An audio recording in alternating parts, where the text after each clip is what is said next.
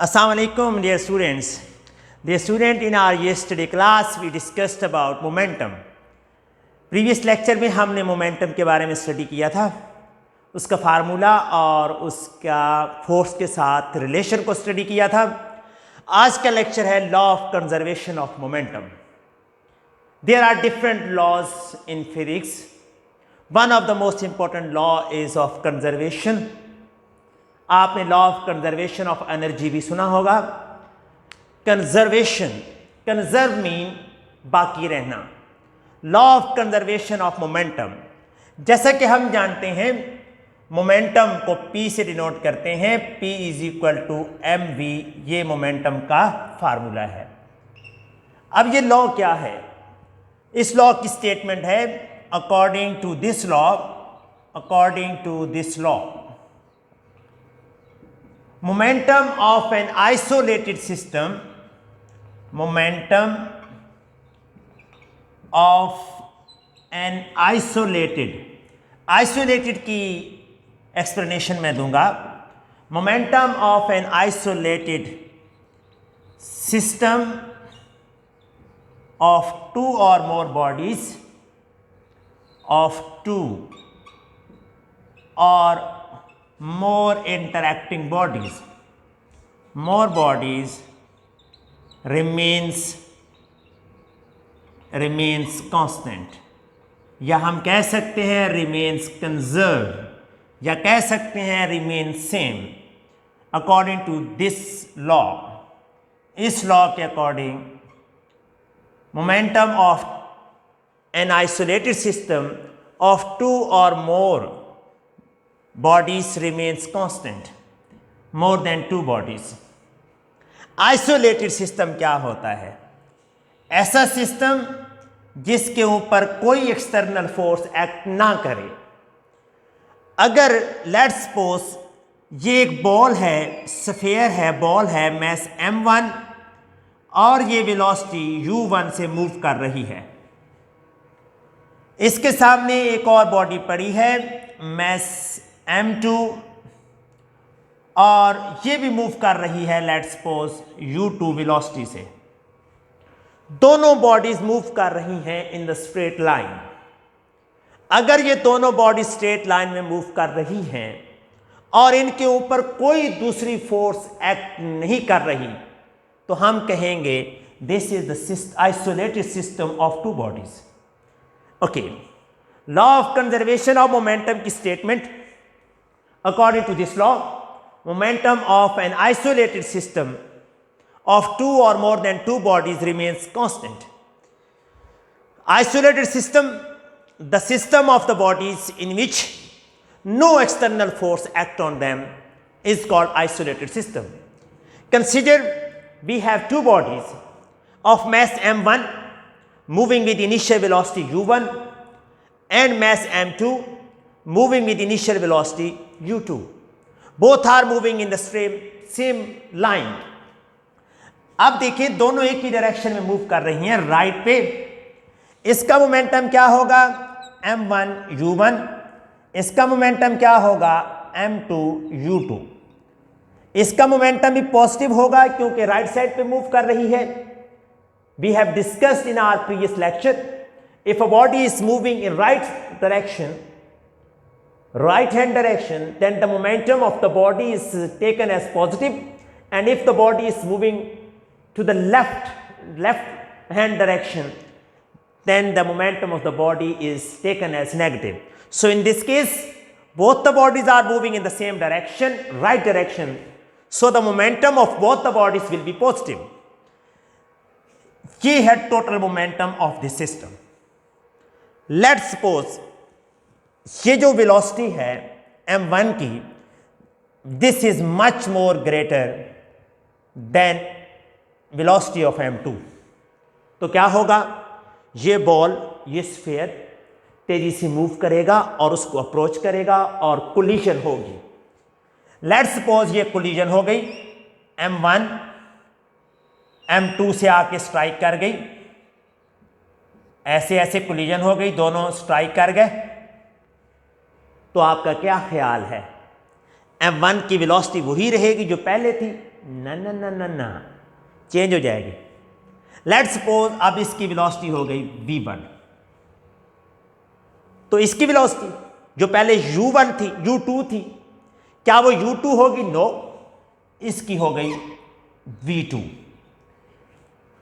After collision. Before collision ये था total momentum, after collision अब इसका मोमेंटम देखें, m1 v1, इसका मोमेंटम m2 v2, ये total momentum. Law of conservation of momentum क्या कहता है? The total momentum of N isolated system before the collision and after the collision remains same. This is mathematical form of law of conservation of momentum for a simple isolated system। Note कीजिएगा, hurry up note कर ले बेटा। Law of conservation of momentum की statement note करें, उसके साथ आप isolated system की डेफिनेशन नोट करें। This is momentum before collision and this is momentum after collision. ये लॉ कहता है कि if there is an isolated system of two or more than two interacting bodies, then the total momentum before the collision is equal to total momentum after the collision। collision हो गई, उसके बाद इनकी velocity change हो गई। Law of conservation of momentum हमारी life में, practical life में बहुत ज़्यादा एप्लीकेबल है। ये है एयर फिल्ड बैलून। जब एयर फिल्ड बैलून हवा में छोड़ा नहीं गया था तब इसका मोमेंटम, टोटल मोमेंटम 0 था। जब इसको गैस को रिलीज किया गया तो गैसेस का मोमेंटम डाउनवर्ड हुआ। अब ये मोमेंटम पहले 0 था, अब डाउनवर्ड हुआ। इस मोमेंटम को कैंसिल करने के लिए बैलून ऊपर की तरफ जाता है, यानी डाउनवर्ड मोमेंटम गैसेस का होता है, अपवर्ड मोमेंटम बैलून का होता है, नेट मोमेंटम 0 होता है जो बैलून छोड़ने से पहले था। रॉकेट को लॉन्च करने से पहले रॉकेट का मोमेंटम क्या होता है और गैसेस का? 0। जब रॉकेट ऊपर जाता है गैसेस का मोमेंटम नीचे, रॉकेट का मोमेंटम ऊपर। Law of conservation of momentum applicable है। नीचे और ये ऊपर, ये दोनों एक दूसरे को क्या कर देते हैं? कैंसिल। फिर टोटल मोमेंटम क्या होता है? 0। So law of conservation of momentum is applicable in this case, in case of jets, in case of rockets, और इंपॉर्टेंट एप्लीकेशन इसकी हम और भी स्टडी करेंगे, आप इसको नोट कर लें। Law of conservation of momentum से रिलेटेड अब हम इस केस को देखते हैं, जैसा कि हमने प्रीवियसली इसको डिस्कस किया। आप ये फिगर देखें, आपके पेपर में ये क्वेश्चन आ सकता है। मोमेंटम का टॉपिक 2021 तक कैम्ब्रिज के कोर्स में नहीं था। 2023 में जो बच्चे अपीयर होंगे उनके कोर्स में ये मौजूद है, इसलिए हमने इसको करना है।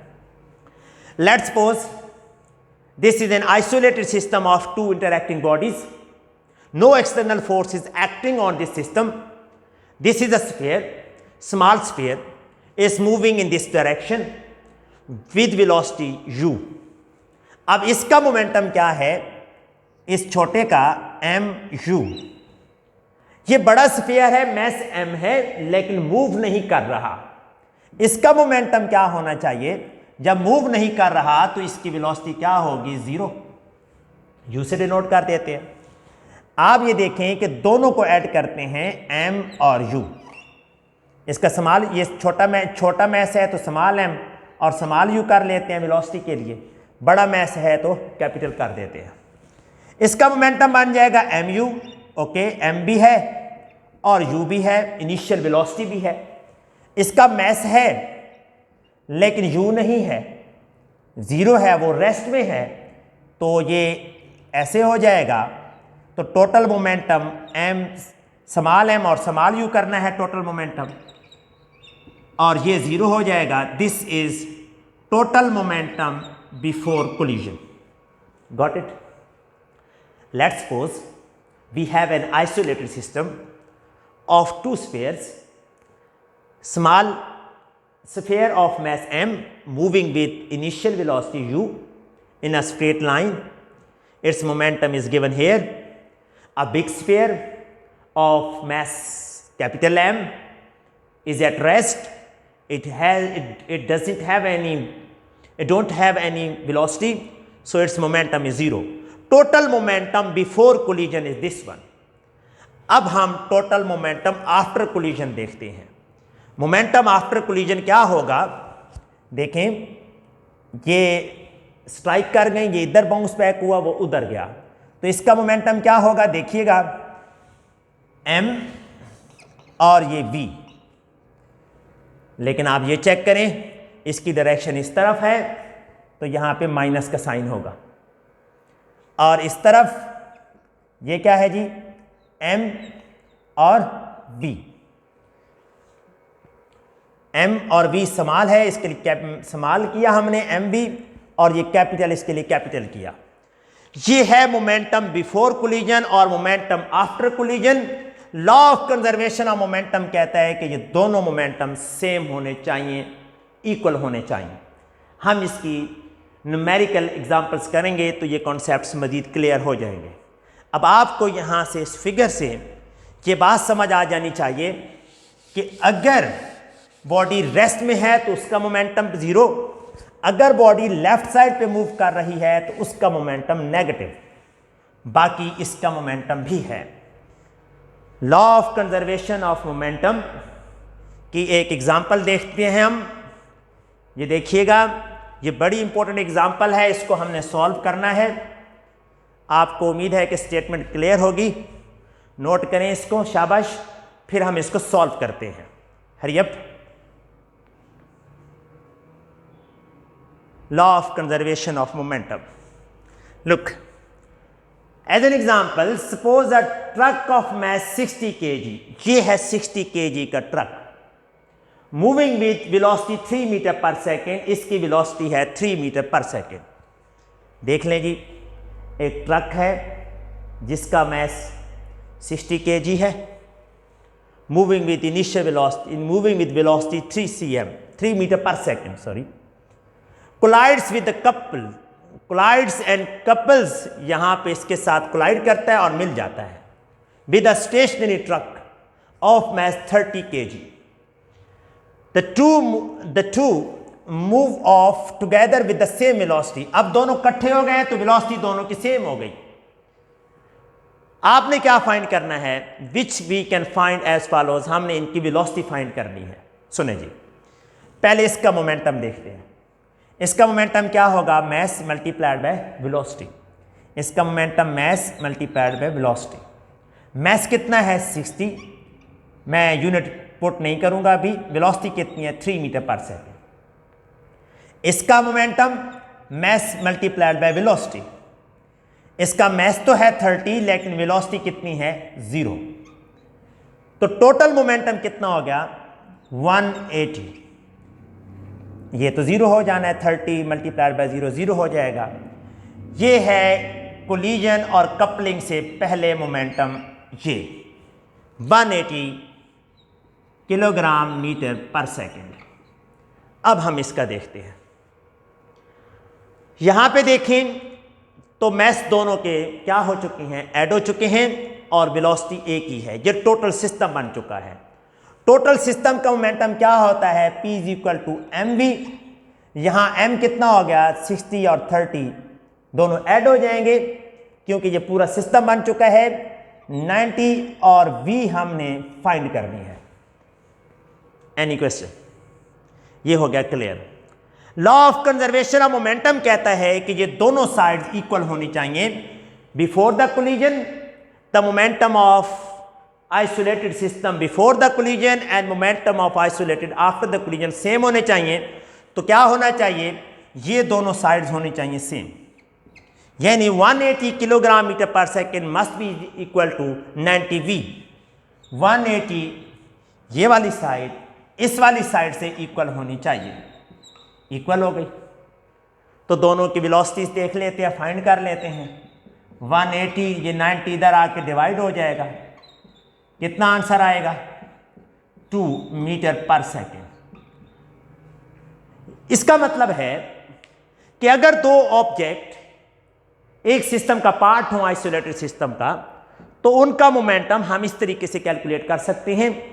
अगर बाद में दोनों कपल हो जाएं और एक ही वेलोसिटी से मूव कर रहे हों तो हम इस तरीके से उनकी वेलोसिटी फाइंड कर सकते हैं।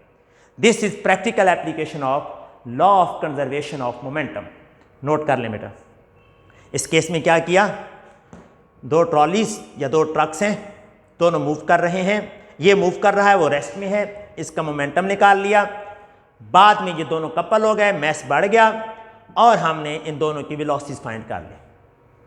नोट कर ले बेटा, हरी अप हरी अप। इस तरीके से सिस्टम्स के क्वेश्चन आते हैं। Law of conservation of momentum apply करके हम किसी भी सिस्टम की वेलोसिटी फाइंड कर सकते हैं और उनकी मोशन को प्रिडिक्ट किया जा सकता है। Law of conservation of momentum हमारी लाइफ में बहुत ज़्यादा एप्लीकेबल है। इसको देखें, ये क्या हो रहा है, ध्यान से देखिएगा, ध्यान से देखें क्या हो रहा है। ज़रा गैस करें क्या हो रहा है इस फिगर में, गैस करें। ओ माय गॉड, ध्यान से देखें भाई, मुझे बताएं क्या हो रहा है। Hurry up hurry up. क्या हो रहा है इस पिक्चर के अंदर, क्या हो रहा है? ये लड़की है, गन को फायर करती है और बुलेट तो चलो आगे चली गई लेकिन वो खुद पीछे गिर जाती है। ऐसा क्यों है? Explosions. Momentum is conserved in explosions. देखें, चलाने से पहले momentum before fire, momentum of the gun and momentum of the bullet was zero. जब चली तो एक मोमेंटम गेन किया बुलेट ने आगे की तरफ, लेकिन सिस्टम का मोमेंटम जीरो होना चाहिए था। क्यों? क्योंकि फायर से पहले जीरो था। लेकिन आपने जब फायर किया तो बुलेट आगे गई, बुलेट ने कुछ मोमेंटम गेन किया। मोमेंटम जीरो करने के लिए गन रिकॉइल हुई, पीछे गई, वो आगे की तरफ मोमेंटम, ये पीछे की तरफ मोमेंटम, दोनों एक दूसरे को कैंसिल कर देंगे, नेट मोमेंटम फिर जीरो होगा। So gun recoils to conserve momentum. Note करें बेटा, हरी अप, इसको हम एक्सप्लेन करेंगे। Look, momentum is conserved in explosions such as occurs when a rifle is fired. Before firing the total momentum is zero. क्यों zero है? Because rifle भी rest पे थी और बुलेट भी। जब फायर हुआ, rifle and bullet receive equal but opposite amounts of momentum, so that total momentum after firing is zero. इसको हम एक्सप्लेन करते हैं। Look, rifle Fyers a bullet of mass 0.01 kg। अगर आपसे कोई ये कहे बुलेट का मैस गिवन है और बुलेट की वेलोसिटी गिवन है तो बुलेट का मोमेंटम कितना होगा? Okay, momentum of bullet find करते हैं। मोमेंटम ऑफ बुलेट किस वक्त? Momentum of bullet after fire. Before fire कर लें, आफ्टर फायर कर लेते हैं। आफ्टर फायर कैसे निकालेंगे जी? मोमेंटम इक्वल होता है mv के, m कितना है 0.01 और v कितनी है? v है 300। ये मोमेंटम आ जाएगा। हरिया आप जल्दी करें, निकालें क्या आंसर आता है। 3 किलोग्राम मीटर पर सेकेंड, ये आंसर आ जाएगा। अब गन का कितना होगा मोमेंटम, इसको हम डिस्कस करते हैं। ये देखिए, फॉरवर्ड मोमेंटम ऑफ बुलेट मैंने निकाल के दिया आपको। ये बुलेट का मैस है, ये इसकी वेलोसिटी है। बुलेट जब बुलेट का मैस और बुलेट की वेलोसिटी को मल्टीप्लाई किया तो ये बुलेट का मोमेंटम बना। बैकवर्ड मोमेंटम ऑफ राइफल, जितना बुलेट का आगे मोमेंटम था उतना ही गन का पीछे था। Backward momentum of rifle gun. Gun क्यों पीछे आई? क्योंकि फायर करने से पहले मोमेंटम जीरो था। बिफोर फायर क्या कंडीशन थी? बिफोर फायर गन भी रेस्ट में थी। यस, गन का मैस था, लेकिन गन की वेलोसिटी नहीं थी, तो गन का मोमेंटम जीरो था। और बुलेट का मैस था, लेकिन बुलेट की भी वेलोसिटी नहीं थी, तो बुलेट का मोमेंटम भी जीरो था। गन के लिए मैंने कैपिटल वर्ड यूज किए हैं, कैपिटल लेटर्स, और बुलेट्स के लिए समान। जब गन फायर हुई, बुलेट आगे गई इस मोमेंटम से, तो गन पीछे गई सेम मोमेंटम से, डायरेक्शन डिफरेंट थी। दोनों ने एक दूसरे को कैंसिल किया और नेट मोमेंटम आ गया जीरो। इसका मतलब है मोमेंटम हमेशा कंजर्व रहता है। आप देखें, अगर राइफल का मोमेंटम m होता तो हम फिर उसकी वेलोसिटी भी फाइंड कर सकते हैं। लुक, ये है मोमेंटम ऑफ राइफल जो वापस गया है। लेट्स सपोज राइफल गन की मैस है 6, तो गन की वेलोसिटी फाइंड कर सकते हैं। गन का मैस 6 है, वेलोसिटी गन की फाइंड करनी है। मोमेंटम 3 kg मीटर पर सेकंड था। ये 6 उधर जाके डिवाइड हो जाएगा और 0.5 मीटर पर सेकंड इसकी वेलोसिटी आ गई। ये क्वेश्चन क्यों किया? हमसे क्वेश्चन में बुलेट और गन का केस दिया जा सकता है और कहा जा सकता है कि सिर्फ बुलेट का मैस दे के, सिर्फ बुलेट की वेलोसिटी दे के और गन का मैस दे के आपको कह सकते हैं कि आप गन की वेलोसिटी फाइंड करें।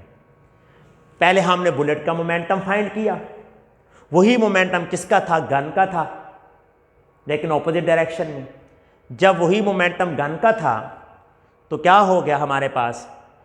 गन का मैस फाइंड करके हमने उसकी वेलोसिटी फाइंड की है। इसको देखिएगा, मैं एक्सप्लेन करता हूं। लुक, बिफोर फायर, पहले आफ्टर फायर कर लेते हैं। आफ्टर फायर मोमेंटम देखते हैं और before fire. Before fire momentum कितना था? 0। आफ्टर फायर कितना मोमेंटम हुआ बुलेट का? 3 किलोग्राम मीटर पर सेकंड। यूनिट नहीं लिखता इस डायरेक्शन में, तो ये पॉजिटिव ले लिया। गन किस डायरेक्शन में गई थी? गन बैकवर्ड गई थी, इसको नेगेटिव लेते हैं। -3 दोनों को ऐड करते हैं, तो जो मोमेंटम बिफोर फायर था वही मोमेंटम आफ्टर फायर है पूरे सिस्टम का। नोट कर ले, शाबाश। Hurry up. फायर होने से पहले बुलेट भी रेस्ट में थी, गन भी रेस्ट में थी, 0 था। फायर करने के बाद बुलेट आगे गई 3 किलोग्राम मीटर पर सेकंड के मोमेंटम से और गन पीछे गई 3 किलोग्राम मीटर पर सेकंड के मोमेंटम से। राइट साइड पे जो मोमेंटम होता है, मोशन होती है, वेलोसिटी होती है, उसके मोमेंटम को पॉजिटिव लेते हैं। जो लेफ्ट साइड पे होता है उसको नेगेटिव लेते हैं। तो इस तरीके से दोनों मोमेंटम 0 हो जाएंगे बिफोर एंड आफ्टर कोलिजन और आफ्टर फायर। ये गन एक्सप्लोजन्स का केस था। हमने बैलून का केस देख लिया, हमने एक्सप्लोजन्स का केस देख लिया। अब हम अपने P1 के क्वेश्चन की तरफ आते हैं। क्वेश्चन की स्टेटमेंट ध्यान से पढ़ें, हरी अप, फिर मुझे इसका आंसर दें। जल्दी करें, स्टेटमेंट क्लियर है? चेक कर ले, शाबाश। मैं आपके रिस्पॉन्स का वेट करता हूं। Which statement correctly describes the law of conservation of momentum? देखें, फर्स्ट देखें जी, the momentum before the collision is less than momentum after। क्या before the collision after से less होता है या more होता है? The sum of momentum before and after collision is 0। क्या वो 0 होता है हमेशा? क्या सेम होता है? यस। सेकेंड ऑप्शन ठीक है। Law of conservation of momentum की स्टेटमेंट आपसे पूछी गई है।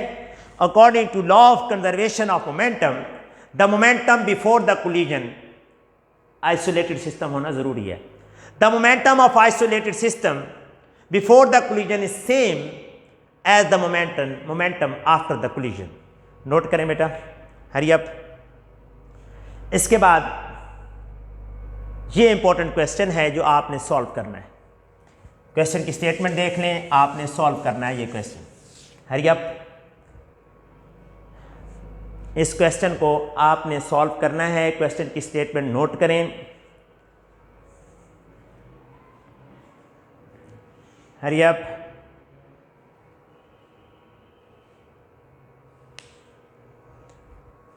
जी मैं आपकी थोड़ी सी हेल्प कर देता हूं। A 0.25 kg steel ball is traveling to the right, momentum positive होगा, with a velocity of 4.5 meter per second. When it collides head on 0.3 steel ball traveling leftwards at the speed of 5 meter per second. After colliding, the 0.25 ball is traveling left at 2 meter per second velocity. What is the velocity of 0.3 ball after the collision? Good question. Look, दो ball हैं, एक steel ball और दूसरी ball कौन सी है? दूसरी ball है when it collides on, ये दूसरी भी स्टील बॉल है। एक है 0.25 किलोग्राम की और एक 0.3 किलोग्राम की। लुक, इसको हम बॉल 1 लेते हैं, इसका मोमेंटम चेक करते हैं। मोमेंटम P से डिनोट करते हैं, इसका मोमेंटम होता है mv। इसके लिए देखते हैं m है इसका 0.25 और v चेक करते हैं, कैप बड़ा लिखता हूं ताकि आपको क्लियर हो, mv। v देखते हैं जी वेलोसिटी कितनी है इसकी, 4.5, ये वेलोसिटी है। राइट साइड पे है तो वेलोसिटी पॉजिटिव लेते हैं, राइट साइड पे जो है पॉजिटिव ले ली। ठीक है जी, कैलकुलेट करें, शाबाश। 0.25 मल्टीप्लाइड बाय 4.5। इसको आपने प्लस नहीं समझना, प्लस मैंने इसलिए लिखा है कि वो राइट साइड पे मूव कर रहा है। राइट पे मूव कर रहा हो तो मोमेंटम हम पॉजिटिव लेते हैं। चेक करें, शाबाश, हरी अप। ये आंसर आएगा 1.125 किलोग्राम मीटर पर सेकेंड। ये आ गई एक बॉल का मोमेंटम कोलिजन से पहले, बाद में इसको टोटल करेंगे। दूसरी बॉल का मोमेंटम चेक करते हैं। दूसरी बॉल है, मोमेंटम इसको 1 कर लेते हैं, दूसरी बॉल के लिए मोमेंटम 2 करते हैं। मैस और वेलोसिटी, मैस कितना है 0.3, वेलोसिटी कितनी है इसकी, travelling leftward 5 metre per second. अब यहां पे हमने माइनस का साइन लगाना है। अगर माइनस का साइन ना लगाया तो रॉन्ग हो जाएगा, मैं यूनिट पुट नहीं कर रहा। माइनस का साइन क्यों लगाया है? क्योंकि 0.3 मैस वाली जो बॉल है, स्टील बॉल, वो लेफ्ट साइड पे मूव कर रही है। नोट करें। अब हम इन दोनों को मल्टीप्लाई करते हैं, 5 मल्टीप्लाइड बाय 0.3, तो आंसर आएगा हमारे पास 1.5। ये आ गया 1.5 किलोग्राम मीटर पर सेकेंड। जी, इसका मोमेंटम ज़्यादा है क्योंकि इसका मैस भी ज़्यादा है और वेलोसिटी भी ज़्यादा है। ये है, अब हम इसको टोटल मोमेंटम कर लेते हैं कोलिजन से पहले। Total momentum before collision, total momentum before collision कितना आएगा? P1 प्लस P2, P2 के साथ माइनस का साइन आया हुआ है। P1 कितना है 1.125 प्लस P2 कितना है माइनस 1.5। इसका मतलब है 1.125 माइनस 1.5। इसको आप सॉल्व करें। 1.125 माइनस 1.5, ये आएगा, माइनस में आएगा माइनस 0.3875। ये है टोटल मोमेंटम बिफोर कोलिजन। अब हम आफ्टर कोलिजन की बात करते हैं। ये कोलिजन लिखा हुआ है, आफ्टर कोलिजन। अब हम आफ्टर कोलिजन की बात करते हैं, ये वाले। अब हम इसको ब्लॉक पे बंद कर देते हैं ताकि ये मिक्स ना हो। ये आ गया, इधर बंद हो गया जी। After collision the 0.25 ball is travelling left. अब ये लेफ्ट पे मूव कर गई, इसको हम P1 कह देते हैं। आफ्टर कोलिजन की बात कर रहे हैं। 0.25 mv होगा, 0.25 मल्टीप्लाइड बाय, अब लेफ्ट की तरफ मूव किया है, मल्टीप्लाइड बाय -2। सॉल्व करें, शाबाश, हरी अप। 0.25 मल्टीप्लाई बाय 2 करेंगे, 0.5 आंसर आएगा, लेकिन साथ माइनस का साइन आएगा। -0.5 kilogram metre per second. Okay, what is the velocity of 0.3 kg ball. अब हम P2 की बात करते हैं। इसका मैस है 0.3, लेकिन वेलोसिटी का नहीं पता, mv मोमेंटम था। ये वेलोसिटी फाइंड करनी है। Momentum before collision must be equal to, बोलें शाबाश, बोलें momentum after collision. Momentum before collision मैंने निकाल लिया था, ऐड किया था इसको और इसको, ये निकला। आफ्टर कोलिजन देखें, P1 प्लस P2। P1 कितना आ गया, -0.5 और P2 0.3। ये क्या आंसर आया, -0.2। ये माइनस का साइन नहीं भूलना। और इसका वेलोसिटी भी साथ है, मोमेंटम mv था, तो यहाँ पे दोनों को क्या किया हमने, ऐसा नहीं करना, वहाँ भी है। -0.5 प्लस 0.3v, इधर आया ये 0.5 इधर आके प्लस हो जाएगा। नोट करें, 0.3875 plus 0.5 is equal to 0.3v।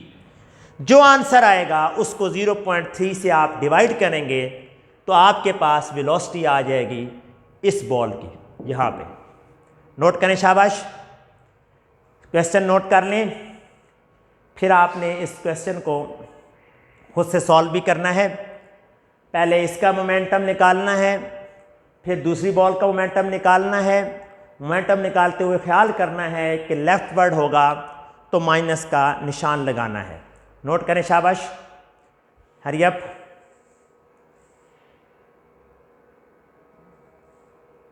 जल्दी करें बेटा।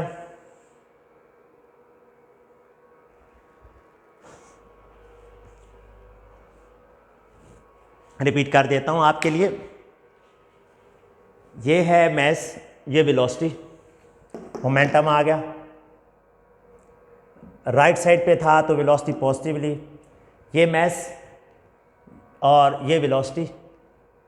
वेलोसिटी लेफ्ट साइड पे अब माइनस का निशान लगाया, सॉल्व किया, इन दोनों को ऐड किया, बिफोर कोलिजन मोमेंटम निकाल लिया, आफ्टर कोलिजन मैस और वेलोसिटी आफ्टर कोलिजन लगा दी।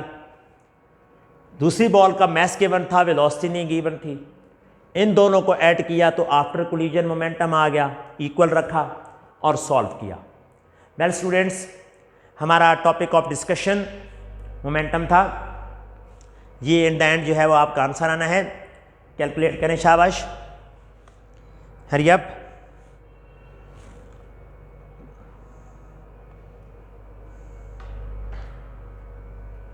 आपने 0.5 में से माइनस करना है 0.3875 और फिर इसको डिवाइड करना है 0.5 माइनस 0.3875 में से माइनस करना है आपने, और उसके बाद आपने 0.3 से डिवाइड करना है।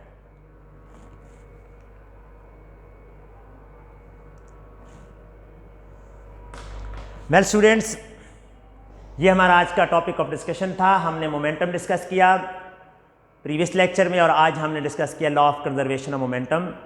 अपना ख्याल रखिएगा। Thank you very much.